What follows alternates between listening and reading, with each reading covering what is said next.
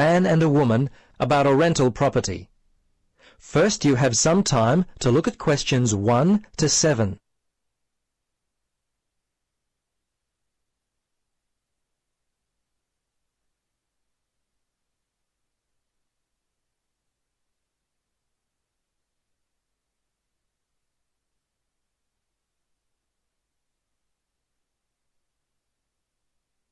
Now, listen carefully and answer questions 1 to 7.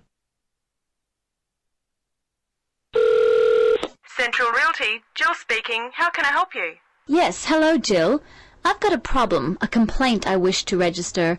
Who should I speak to? You'll want to speak to Tracy, the residential manager. Just a moment and I'll put you through. Thanks. Hello, this is Tracy. I understand your rent is going to be increased. Yes, this is why I'm calling. I was told that my rent would not be increased for the length of my 6-month contract, which I signed only 4 months ago. What's going on? Is my landlord allowed to do this? I see. Yes. Okay. That seems strange. Look, can I take down some of your particulars and I'll register a formal complaint to the landlord on your behalf? Yes, sure, that'd be good. Firstly, name and address, contact details. Yes, Jane McSweeney. That's McSweeny. 3 Mauger Street. That's Maugher Street. Windaree, 3355. And the phone there? Yes, you can contact me on 334756 extension 3176. I generally arrive home by 6 o'clock in the evening, so you can call me around that time, but not after 9. Oh, sorry, 8:30, because that's the time I leave for work. Okay, so I should note down that the problem is that your landlord wants to raise your rent. And when did you first move in? Yes, well, the contract began on August 1st, and... oh, hang on. Sorry, that's the ending date. We actually moved in on February the 1st. Before you listen to the rest of the conversation, you have some time to look at questions 8 to 10.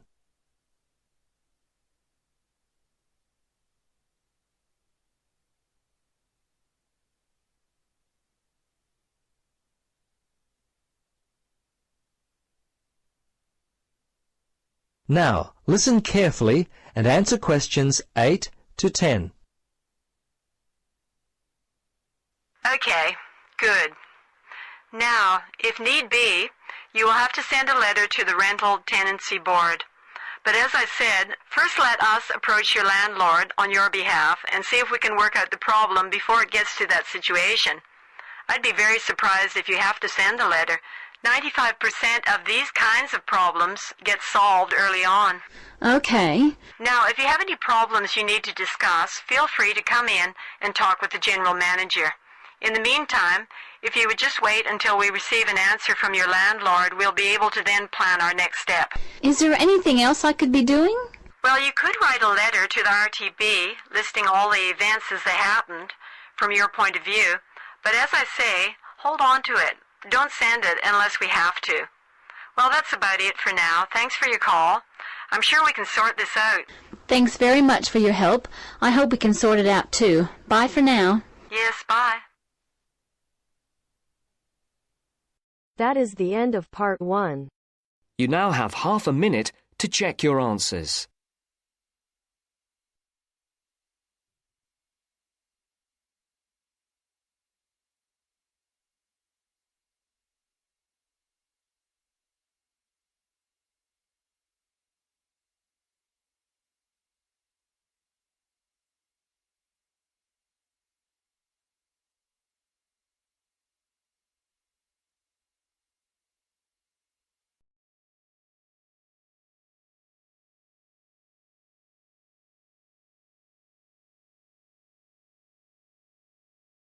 Now turns to part 2. Part 2. You will hear a telephone conversation about a job vacancy. First, you have some time to look at questions 11 to 15.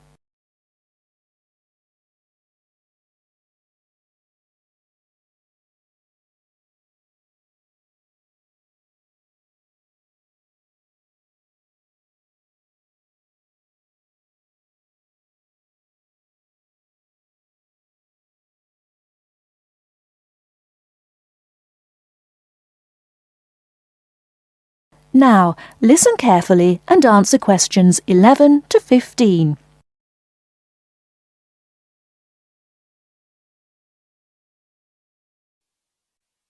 Hello, Top Job Employment Agency. Ellen Sykes speaking. How can I help you? Good morning. My name's Steve Collins and I'm calling about the call centre job advertised in today's paper. For an operative handling credit card inquiries? Yes, that's right. The wages and working conditions are all in the ad, so what I'd like to know now is what the work actually consists of. I should explain that I'm a student looking for a summer job, not long-term employment. That's okay. The people at Intercard say they've always found students to be honest, which of course is essential in this line of work, and they have the basic IT skills needed there. Apparently, there have been a few who didn't find it easy to get there on time in the morning, but in most cases their punctuality is as good as anybody else's. Anyway, about the work. And I know a bit about this because, as it happens, I've worked there myself. Really? Yes, for about a year. You'd find that most callers would be people wanting to check the balance on their cards, query payments made and so on. And from those who've had their card stolen? No, they ring another number for that, an emergency line. People also call that number if they lose their cards. And what are most callers like? I mean, what kind of people are they? All sorts, really. All ages, every kind of background. Though one definite trend is the change in the number of women. Nowadays, they make up around 55% of the total, whereas years ago, there used to be a majority of men calling. At one time, I heard, as many as 3/4 of all credit cards were actually held by men, but that must have been long before I was there. It's certainly different now. So to do this job, what sort of experience do I need? None, really. Have you got a credit card yourself? Yes, I have. Then you probably know quite a bit about them already. And as a student, you're obviously intelligent, which of course you need to be for the job. So after a day or so working with an experienced operative, I'm sure you'll have picked up enough to deal with routine inquiries, which of course most of them are. But there are bound to be questions I can't deal with, at least at first. What happens then? In that case, you can ask a supervisor. They're very helpful to new staff. I think I like the sound of this. What do I do next?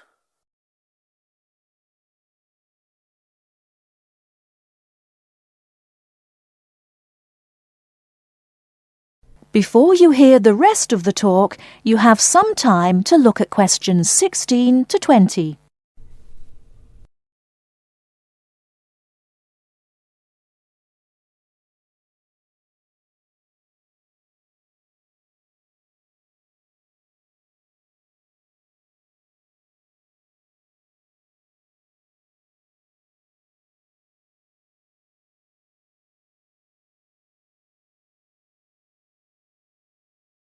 Now listen and answer questions 16 to 20. Can you get over there for 9:45 on Monday morning for an interview? Definitely, yes. Whereabouts are they? In Riverside Business Park. Do you know it? Yes, I've been there once. How do you usually travel? By bus. Right.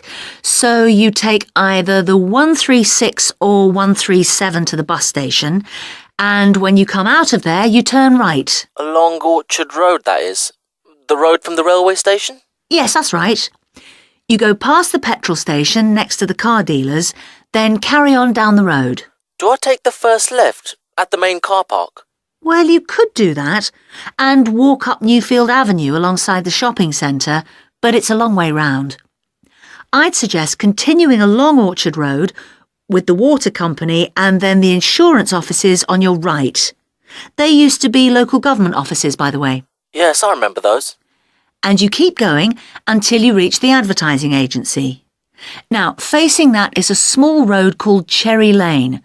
There's a newspaper office on the corner, and opposite that is a big hotel, so you can't miss it. And how far down that road is it? Well, they aren't actually in Cherry Lane. You walk as far as the next junction and turn right into Armand Drive at the mail centre. Intercard is in the third building on the right between the airline offices and the shipping company. Fine. I'll be there on Monday. Thanks very much. Bye. Good luck. Bye.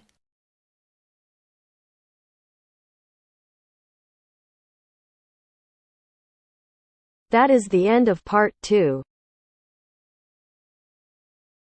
You now have half a minute to check your answers.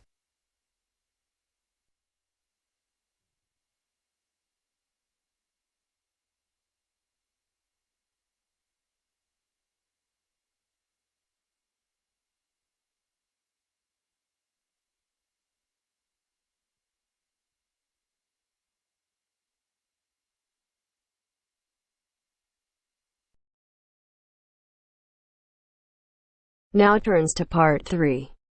Part 3. You will hear a conversation between a university student and a librarian about using the city archives.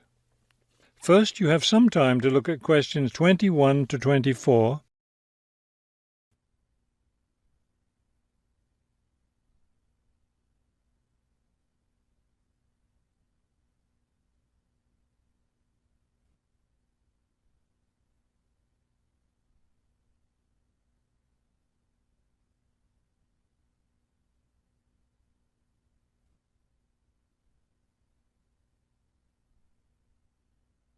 As you listen to the first part of the conversation, answer questions 21 to 24.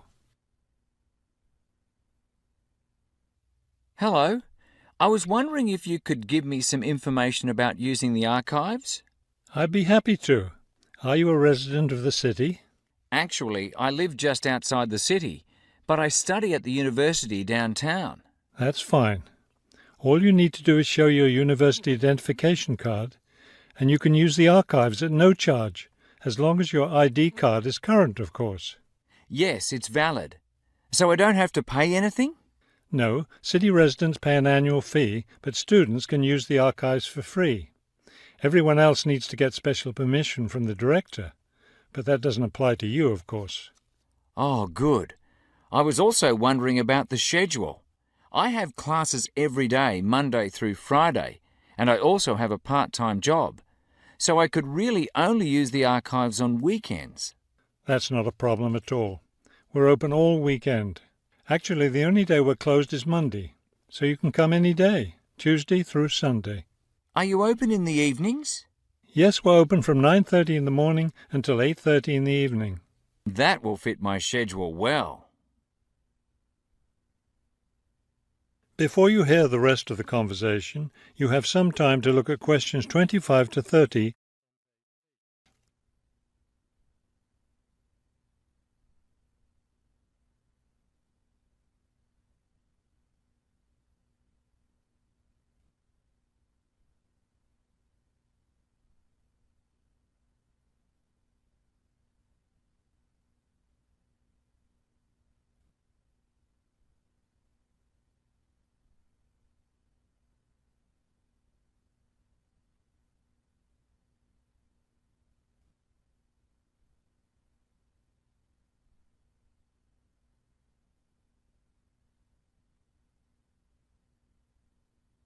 Now listen and answer questions 25 to 30. Is there something else I can help you with? Yes. One thing I'll be needing to see for one of my class projects is old photographs. Do you have photographs of the city in the 19th century that I could look at? Yes, we store all the photographs in the basement. Those stairs over there will take you down to the photography collection. Just tell the librarian there what you're interested in, and he'll help you. Those would be 19th century photographs? Yes, the entire collection is there. Now, if you're interested in seeing documents from the 19th century, those are right here on the ground floor. I would like to see some of those documents. Does that collection include newspapers too? No, all the newspapers from the earliest ones in the 18th century up to the current time are on the second floor. Here, let me just give you this map of the archives, and you'll be able to find whatever it is you need. Thank you. Oh, I see you have a whole room devoted to maps. Yes, on the third floor. That's great, because one thing I need to do is look at how the city has developed over time. I'm sure you'll find a lot of helpful information there. Of course, some of the maps are several centuries old, so generally visitors are only allowed to see photographic reproductions of them. That shouldn't be a problem. What's this on the fourth floor? Ogden's Woolen Mill. As I'm sure you know, Ogden's woolen mill was the major entity responsible for the growth of this city in the 19th century. The Ogden heirs gave money for the archives to devote an entire floor to information about the history of the mill. Will I be able to find information about the Ogden family there? Photographs, personal papers, things like that? Probably the family photographs are stored downstairs in the photography collection. The personal papers would be on the 5th floor, where we keep all the personal papers of famous residents of our city. Thank you so much for your help. I'll be able to do a lot of my research here.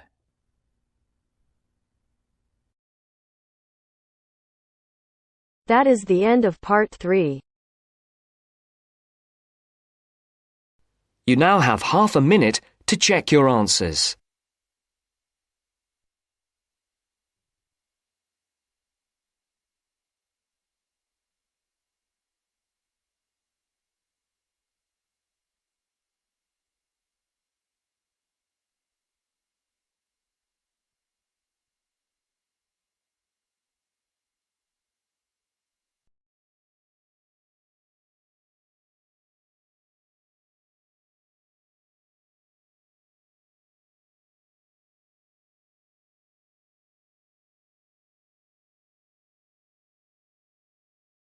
Now turn to section 4. Test 5, section 4. You will hear a wildlife expert giving a talk to a group of bird lovers in the UK about a species called the tawny owl. Before you listen, you have some time to look at questions 31 to 40.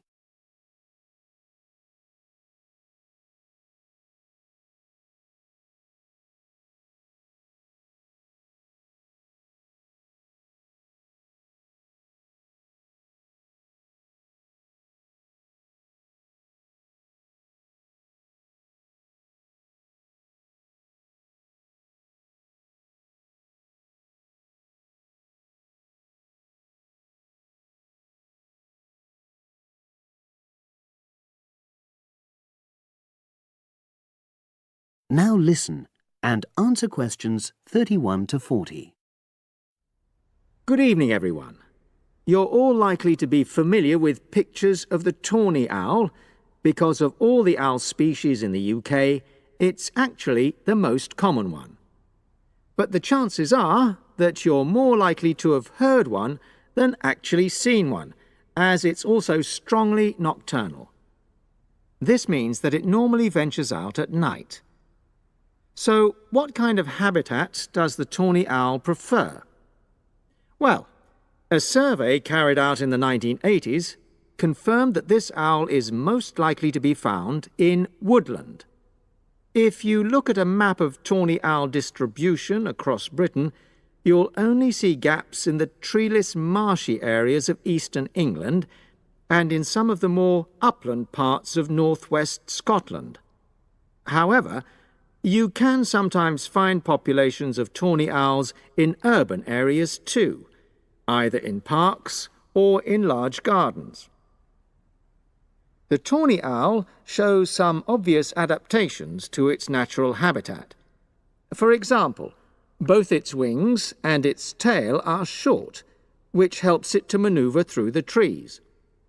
Also, the bird's plumage is a mixture of brown and grey, and this provides suitable camouflage for when the owl perches up against a tree trunk. Then there are its large eyes.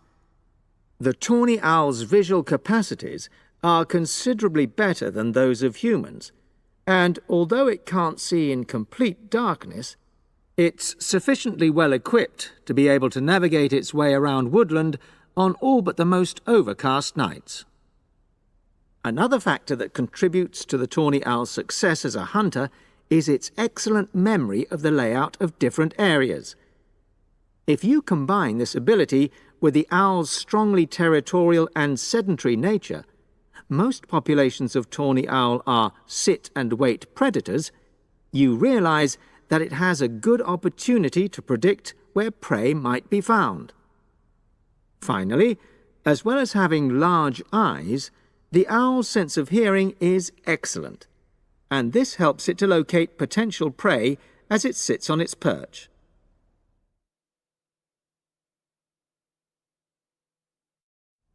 Turning now to the tawny owl's diet. Woodland tawny owls feed mainly on mammals, especially small ones, such as wood mice and bank voles. But they'll also take things like frogs or bats, or even fish, if they happen to be available. In urbanized landscapes, the owls seem to prey more on birds. So there are some differences there. Let's just look briefly now at survival rates in the tawny owl. Young tawny owls face a difficult time once they leave home, and 2 out of every 3 are likely to die within their first year. So, with such high mortality levels, it's a good job that established breeding pairs can produce young over a number of seasons and maximize their chances of passing their genes on to the next generation of owls. I've already mentioned the sedentary nature of the tawny owl, but it's not just adult tawny owls that are sedentary in their habits. Young birds, dispersing away from where they were born, rarely move far. The average distance is just 4 kilometres. There also appears to be some reluctance to cross large bodies of water. The owl is absent from many of the islands around our shores, with only occasional sightings in Ireland and the Isle of Wight off the south coast of England. Right, well, now I'll show you some photographs that have been taken in 1 or 2 of the...